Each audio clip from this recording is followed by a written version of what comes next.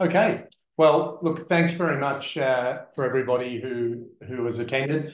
Always excited to have our investors, both old and new, join the call. So today we will predominantly be focused on the finances. So of course you have myself, Trent Lund, the CEO. To my side is Karen Gilmour, our CFO.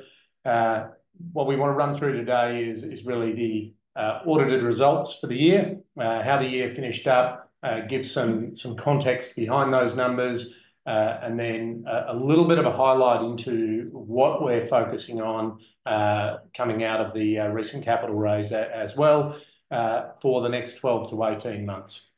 Post that, we'll jump straight into Q&A. We want to leave as much time as we can for the Q&A. We always get some really interesting questions, and so that'll be the prime focus. So without further ado, I think what I'd like to do is just let Karen kick off and run through really the numbers with detail. A reminder to everyone, it's being recorded. It'll be posted and made available on the Wrkr Investor Hub, but also throughout the presentation, there is a Q&A section. Please feel free to put your questions in, and we will ensure that we go through all of those questions before we complete. Thank you. Over to you, Karen. Thanks, Trent, and good morning, everyone, and welcome to a few new names and faces. Great to have you along. We have had a very busy year, and the last couple of months has been even busier. So we've been doing a lot of great work, finishing financials and a capital raise. So it's kept everyone on their toes, as well as operating the business as usual. It's been a really successful year with solid financial results, as you can see on the screen in front of you there. And it's really kind of been great to see the good progress on our strategic objectives. This year, we've seen some incredible activity in the business, including commencing the development and implementation of the Wrkr platform solution for REST through our contract with MUFG Pension and Market Services, formerly Link. We won the contract with MUFG to deploy the Wrkr platform in Hong Kong, and the teams have been working very hard on delivering that solution. We announced our collaboration with KPMG and Workday through the Workday Extends onboarding solution, and that's leveraging Wrkr's real-time authentication and verification of TFNs, the e-lodgement of tax declarations, and superannuation choice. We've also renewed our contract with Precision Administration Services, the administration arm of Australian Retirement Trust. That's for another 2 years, which is a great testament to the business.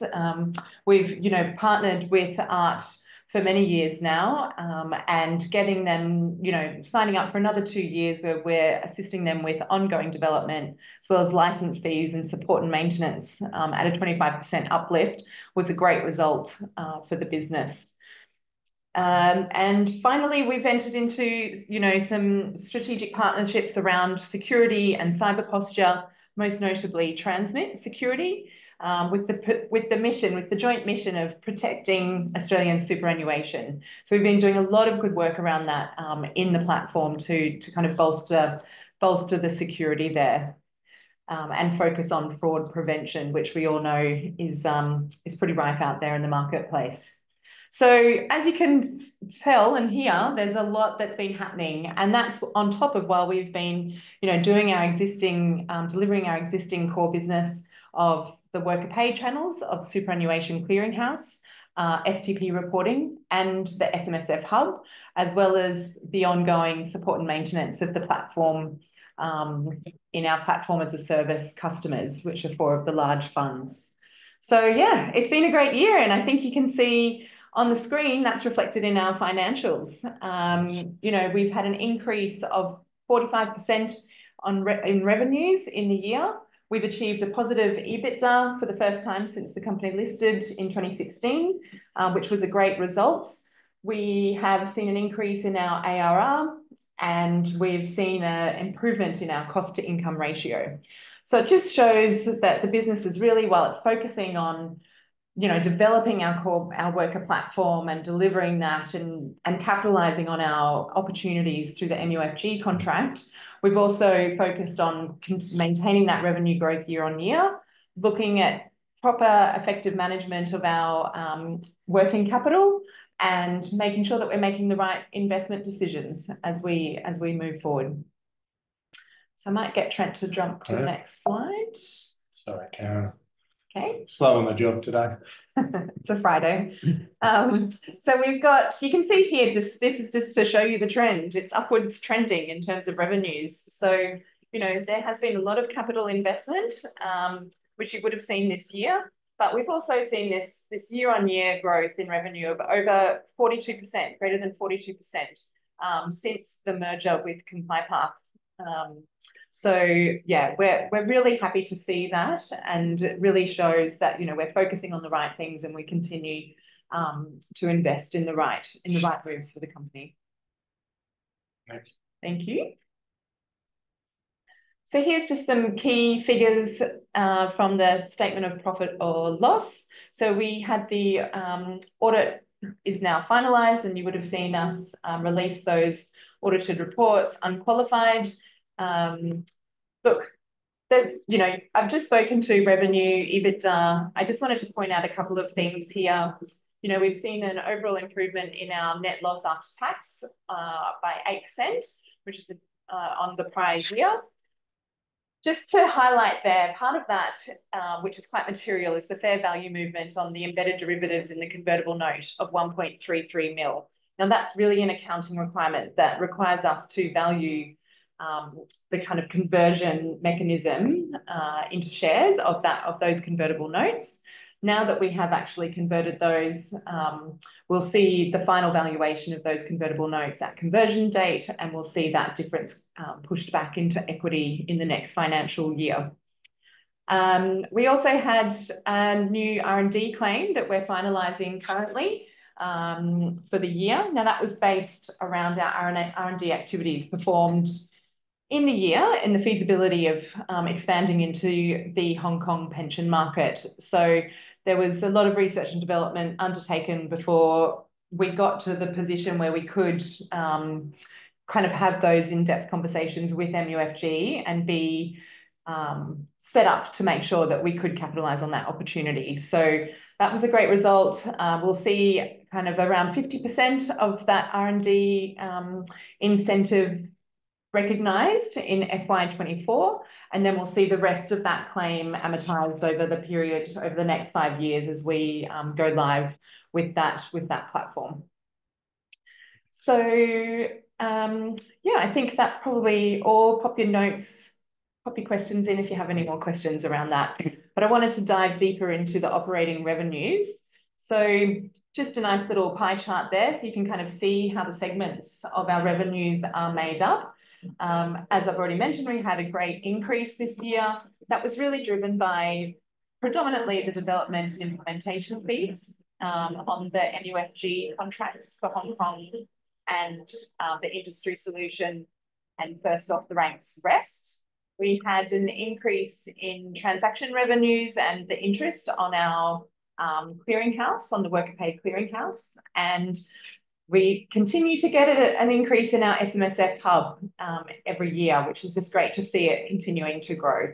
And it doesn't take much overhead or resource to support that. It's quite self-supported.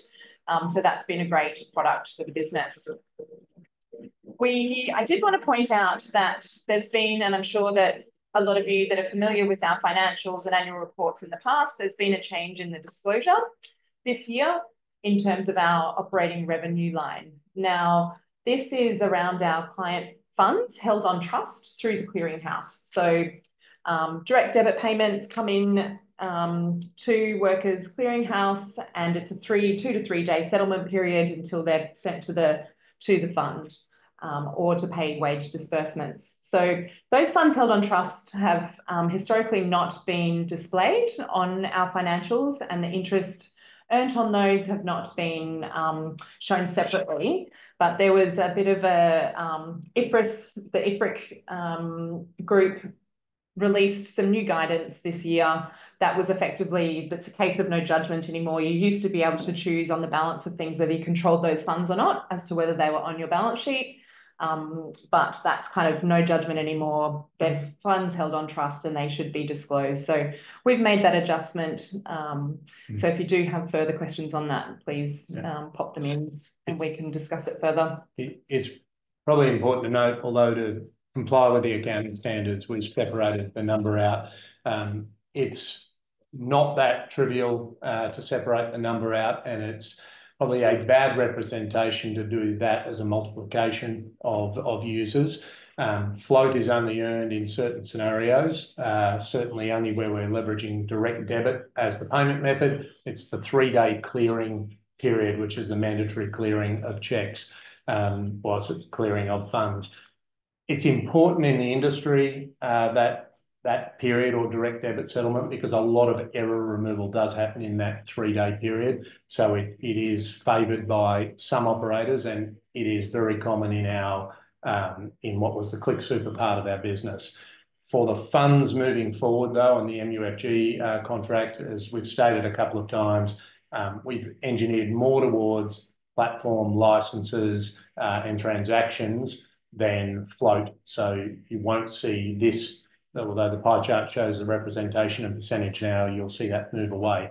I think that's very important for our business, because float is, although it is it's a positive income stream, absolutely, it's also somewhat of a dangerous income stream, because it does fluctuate based on the interest rates in the market, and it's well outside of our control. And we'd rather be more focused towards SaaS and what I would consider in control, high gross margin revenues. But given our size, relative size, what you're seeing there is really based off our core direct users. So it will skew the numbers in the short term. Thank you. On to operating expenses. So we did have an increase marginally on operating expenses in the year of 0.84 million. You can see there, I've kind of listed out a few of those, but some of the key ones to point out are new resources, especially across the areas of development, security and marketing. The Transmit Security partnership, which I mentioned earlier, and the continual uplift in our cyber posture. So we're continually investing in that. And yeah, so they're kind of the key things there. The operating expenses are up there. You know, I think given the size of the increase in revenues in the year and the activities that we've done as a business, you can see that it's been quite tightly controlled in terms of the cost and expenditure that we've had. So I'm really pleased with that result, given all the activities that we've been able to achieve this year. Okay, statement of financial position. So, you know, we did churn through some cash this year, predominantly for that investment in the platform. So whilst we were growing our revenues, we've also been investing heavily in our platform in readiness for the payday super reforms that are coming down the line, to make sure that we can have a product that's going to be an industry-leading product in the fund space. And that's going very well, and great feedback so far with our work that we're doing with MUFG and in the market. The other thing to note here is just, again, pointing out the change in disclosure around those restricted client trust funds that Trent and I have both just spoken to. That's okay. Apologies. Going the wrong way. Wrong way. Apologies again. And, you know, we had a net asset position of 8.81 million at 30 June 2024, and we've now just done the placement through the capital raise, part of the capital raise for 6.6 mil. I'll pass over to Trent now to kind of discuss the capital raise and how that's planning on strengthening our balance sheet moving forward. Yeah, so look, most of this is well documented as to the rationale behind it, but I just want to kind of share a little bit of the background. Obviously, you know, we're very pleased with the outcome of the raise for a couple of reasons. Firstly, it brought fresh new investors into the business, specifically institutional investors who are the bulk of the raise, who have, you know, strong long-term vision and understanding, and have made their own in-depth analysis into the business.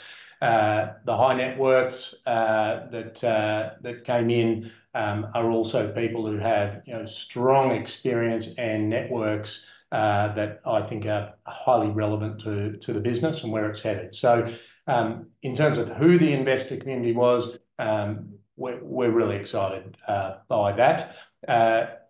There was more interest in the stock, obviously, than what was available capital, what we required. So we kept the capital raise capped at where it was.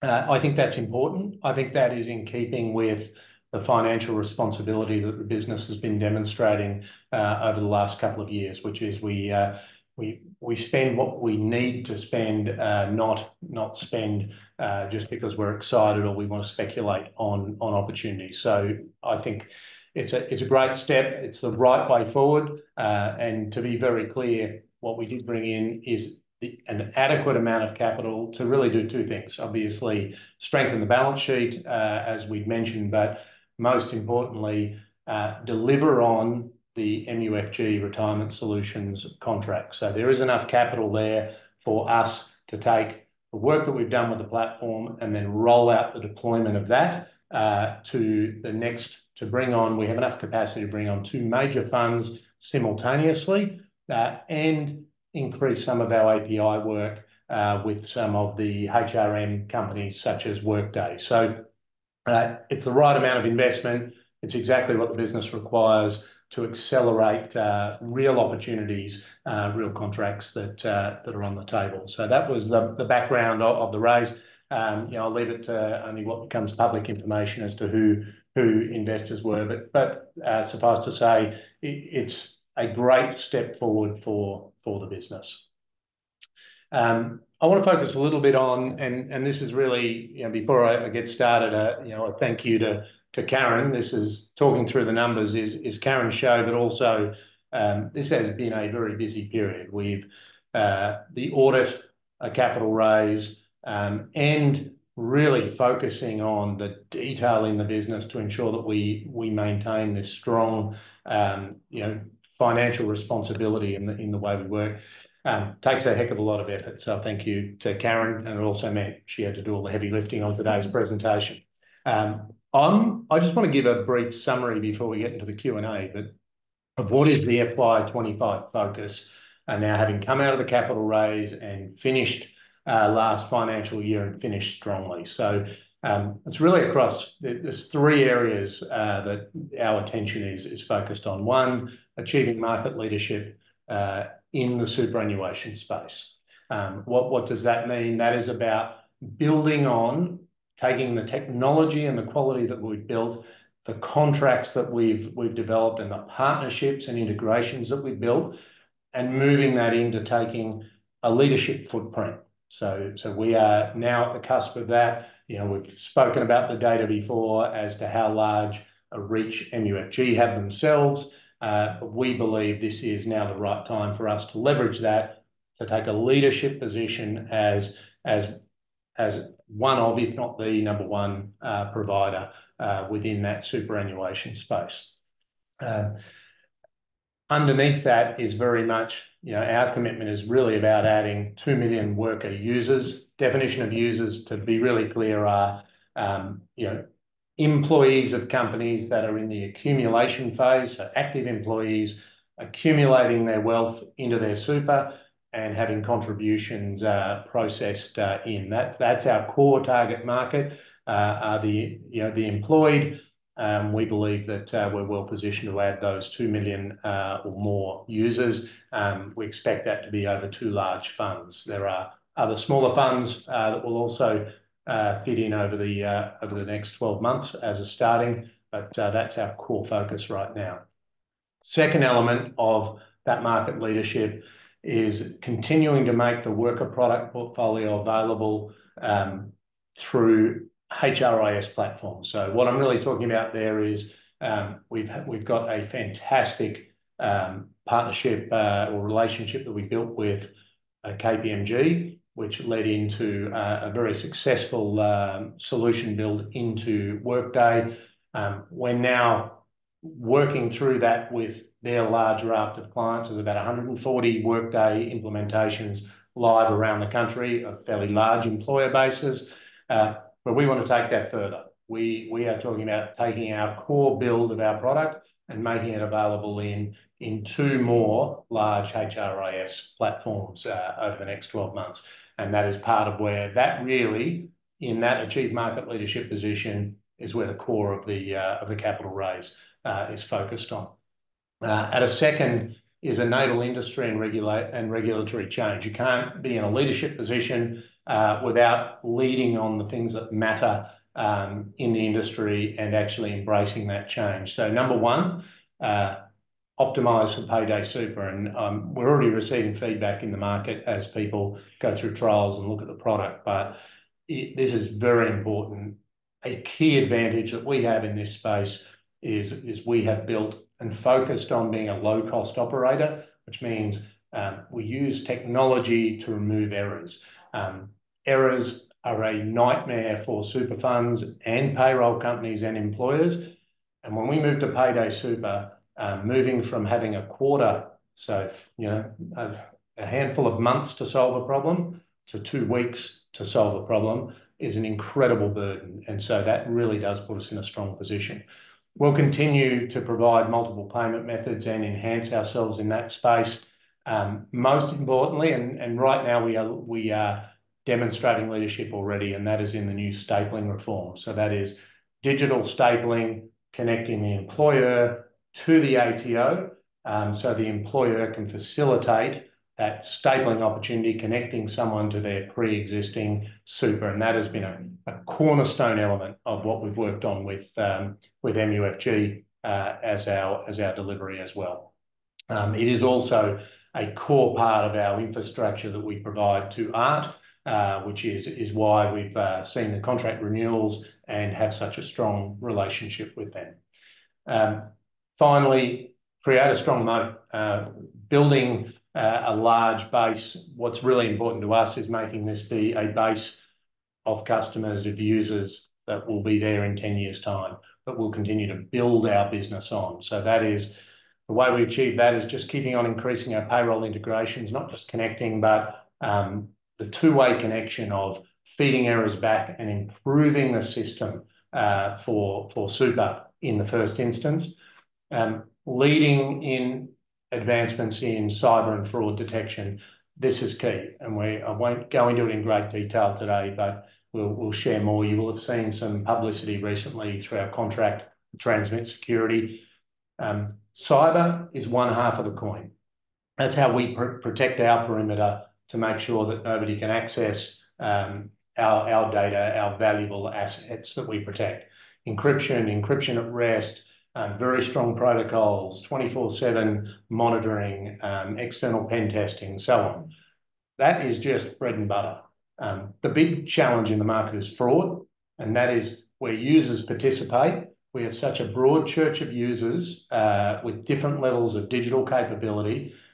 Some of our most capable, the youth of today, are also connected to many, many sites that actually bring risk into their own mobile devices. So we're moving towards an always-on fraud detection as a real advantage. And we don't just see this as a tick-the-box compliance. This is about creating an additional product portfolio, an additional revenue stream within our core offering. And of course, having the broadest compliance offering, moving well beyond super, as most of you already know, moving with our APRA medical checks, our license checks through to visa checks. We intend to continue going down this path because the one-stop shop strategy, we believe, makes that moat even stronger. So that's the background of our focus. That is where you'll hear a lot more from me over the next 12 months as we continue to move forward. But firstly, thank you again for the continued investment and belief in the business. Obviously, we are very passionate about the opportunity in front of us, and I think the numbers that you've just seen speak for themselves. But without sort of further delay, I think if we jump into Q&A and hopefully they're financial questions, and I can put all the burden on Karen. So thank you. The first one's probably for you, Trent. Oh, yeah. How much work is it for REST's employer payroll providers to connect to the Wrkr platform? What has their reaction been? Yeah, so that's a great question. We've done, so in the early sample clients, the reaction's been fantastic, where we've taken them through the difference of what they experience today. So the core, if you like, digital experience of the Wrkr platform is certainly ticking all the right boxes. The mobility element of onboarding, it's very clear that closes a gap. Little caution for us on language is some people feel they have onboarding software, and many do, but their onboarding is typically what I would call behind the scenes HR, not the compliance moments onboarding. So there's no one that we've spoken to who has a solution for stapling, and it is problematic. I've touched on this before, but the solution today for stapling is connecting to your RAM access manager with the ATO, using your MyGov ID, which only a few people have in an organisation, and doing a TFND check one at a time. That's great if you've got 2 employees that you're putting on a year. It's pretty dire if you are, a major grocer putting on, circa 20,000 employees over a 12-week period. So yes, so the feedback has been excellent on the experience of the product that we're excited by. The payroll side today, so we don't see any limitations there for a couple of reasons. One, they already process the data today, and we have a complete mapping to those data sets. I think the bit which will take longer is we want to drive even further uplift, and that's drive that two-way integration with the payrolls to take that error removal back out of the payroll rather than receive poor data and then see that repeat itself in 2 weeks and 2 weeks again. Some of the payrolls are really coming to the party on that and are excited. Ironically, they are the biggest volume payrolls. They get it, but there are probably far too many payrolls in Australia, to be honest. So I think that will take time to get the real automation level, but the onboarding, we see no slowdown or restrictions from that. Great. I think the next one I can take. How is the 5.2 mil ARR split between Wrkr Pay and Wrkr Platform? Is about half of that from the art contract as part of the Wrkr Platform segment, noting 2.4 mil rev is from art. So we don't take in the development fees that for the development work we do for art into our ARR. It's just the license usage and support and maintenance, which is locked into the contracts. So that's approximately, including our other platform customers, is in that $2.5 million figure. It's not just art. That's around 1.2 million of that 2.4 mil that sits within ARR. The rest is Wrkr Pay. Right. So I hope that's answered your question there. Next question is the trust account reconciled daily? Is there any material unreconciled differences? So we do reconcile the trust account daily. We've actually done extensive work on improving the automation around especially our virtual bank account, which is one of the payment methods that we provide for customers, especially in the disbursement space. It's reconciliations are ongoing as we change the platform because we're building out new reconciliation automated processes while we do that work. So yeah, I think that's all going very well for business. In fact, that's a key, that development area has been a key feature that excited the MUFG funds when we've had conversations with them. There's always challenges in that the reconciliations also have to include the fact that sometimes people on the payer end like to round their numbers and leave additional or pay more than in an account, but that's the system's now quite robust. Yeah, we've built in a lot of new rules around overpayments, underpayments, returns that are automated and managed by the employer, and messaging around that to them in portal. So that's certainly going a long way to improve the error rate and the reconciliation issues as we move into that payday super reform time, where we'll have higher transaction volumes, which was really important for us. Next one, and this is probably for Trent, when you say enough to bring on 2 major funds simultaneously, is that in addition to the existing REST integration? Yes. Yeah. So the work with REST, Hong Kong, and ART, and the running of our own 500,000 direct users is all covered. The and here is being able to, on top of that, do 2 large funds simultaneously with that work. So which is a pretty good position to be. It also alludes to the fact that we will obviously, as we conclude on REST, we will bring on more capacity in that. There are 6 or so additional funds that share the same architecture that REST do. That will be fast follows. That's where those resources will logically fall to. So we'll kind of go REST, some additional, a large amount, but smaller size funds by members with that core team, and then 2 other large funds. The additional areas, there are a few other areas of growth that will drive contention for our business. I think it's a real positive, but as we head nearer to payday super, we are certainly seeing the larger of the HRIS, the payroll providers, starting to be both price sensitive, but also error removal sensitive. And so I think we're going to see some increased activity there. We're already feeling that.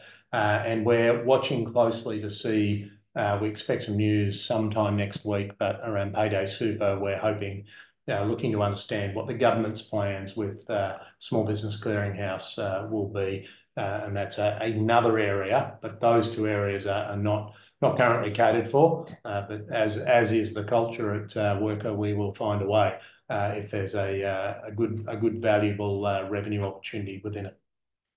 Thanks, Trent. Next one for me is, if you achieve the 2 million user onboarding in FY25, as at previously disclosed, $4.50 ARPU, are you expecting ARR incremental of 9 mil as a target for FY25? So we're really going to have to see how the transition works and is phased. I think that's a bit of an unknown to us at the moment.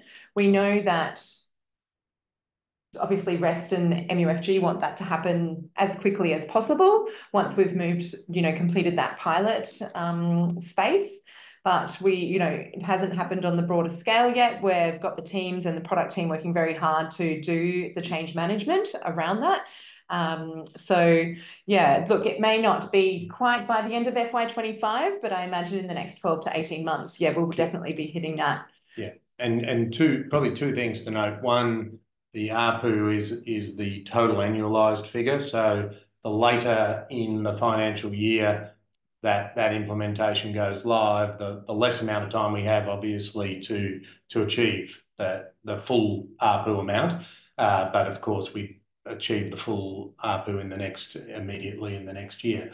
The timing bit that Karen's alluding to here is a little bit about two challenges. One, we're coming into the busiest retail period. So a lot of retail businesses are kind of fairly quiet, but then they get busy during the January, February and March period. That they kind of have more open headspace for change. It's how well organised in this example that REST are to capitalise on that window of opportunity to help do the change management and transition. Technologically, we're ready, but what this also comes down to is them having account management teams, all of their communications at the ready. But there's common will between all the organisations. MUFG don't want to keep legacy systems going.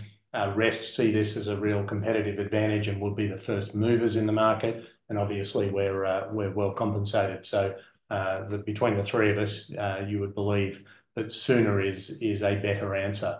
That said, there's always sensitivities when dealing with the largest of their clients. Yep. you. I think this one's for you again, Trent. In terms of competitors in the market, are there groups that are building out tech that competes or catches up to what Wrkr currently offer? Yeah, look, I think there will be. I think that we're in a good niche, really, in that the moat we've already built around the business. You have to be a competitor who comes from the gateway and clearinghouse space to then meet us head on. Within that space, most have been in there for some time. The most, obviously Westpac, we're seeing becoming far quieter, as probably you can see in the work that we're doing towards MUFG. I think obviously SuperChoice are in there. Always respect your competitors. We feel we've built the right moat in the amount of technology we provide and the price point, so we're very competitive. But I always look over my shoulder for who else might want to come and participate. The banks may well look at some point to play. Westpac did, circa nine years ago. It's hard to tell, and I think the industry's matured, and they would be asking very tough questions about how core the offering is to an organisation, because one of the high risks here is the regulation changes happen so frequently. If this isn't your core bread and butter business, you very quickly fall out of step with the market, and that's actually what created the opportunity that Wrkr sits on today. So I don't want to be arrogant. There's always competition, but a little bit of whiplash. I spend a lot of time looking over my shoulder just to make sure that that there's no one creeping up. To date, we get good visibility through the work that we do through both the GNGB governance board for the STN network, which is the key. That's the key element here, right? You have to be able to work within that framework, because it's not just moving money. This is moving very complex messaging, as well as dealing with the error side of it. So if you don't hold the full picture, it's hard to play. Next question. What is the outlook for development and fee income in FY25, given the large jump in FY24? So that was really driven by, in FY24, the MUFG contracts around REST and Hong Kong. We're still delivering those pieces of work, and we've spoken about, the opportunity in front of us for bringing on more large funds and the integrations piece. So yeah, we see that level is achievable again in FY25, and we'll just see how that kind of plays out with the timing of newly signed contracts. Yeah. So look, the plans for that continued growth trajectory are good. I suppose we're more fixated on the quality of revenue. So we want to move this in the implementation revenue, which we'll see more of as we roll out the additional funds, and we see extension work on Hong Kong, and we see there's some fairly large. We're readying ourselves for another transformation kind of jump within art. All of those will create a level of, if you like, paid delivery work, but it is. So that'll get us to our number, but it's really the transaction revenue and SaaS revenue, which will be the follow-on in the back end of FY25, but predominantly FY26. That is the core bread and butter for the business. So that's where our minds are focused. I think if we went back 2 years, we would have every dollar is a good dollar when you're underwater and trying to grow the business.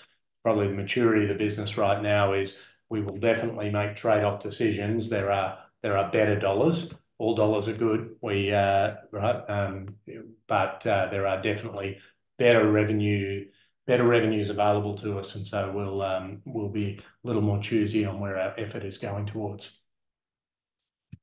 Thank you. There was just a clarification question around ARR, so apologies if I didn't explain the contribution of art properly to that. So our ARR of 6.7 mil, which is based on the last average for the Q4 ARR. So of that, the art contribution to that amount is around 1.2 million. Yeah. And that sits under, that 1.2 million sits in the Wrkr platform revenue stream. The rest is from Wrkr Pay. Yeah.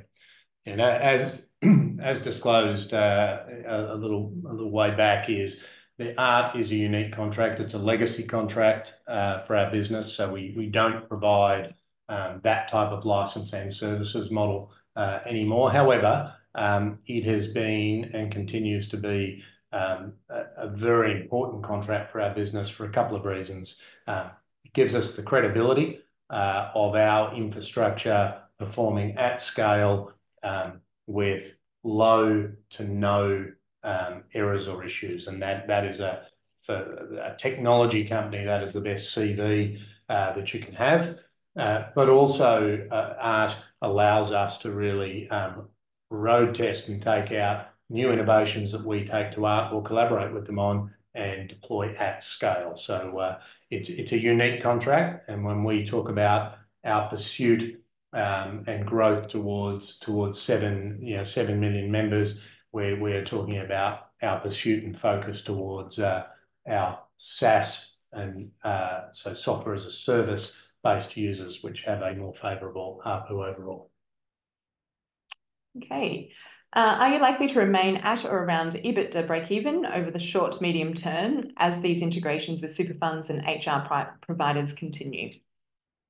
Want me to? I don't mind. You can take it if you like. Okay. Well, look, I think the board are very firm that we've made market forecasts, and so if we require a reset of those, we definitely will do, and do it through appropriate channels.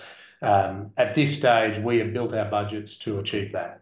Absolutely. And so we have delayed, even though we brought on capital, we are delaying any hiring for the new funds until as close to the wire as we can get away with, right?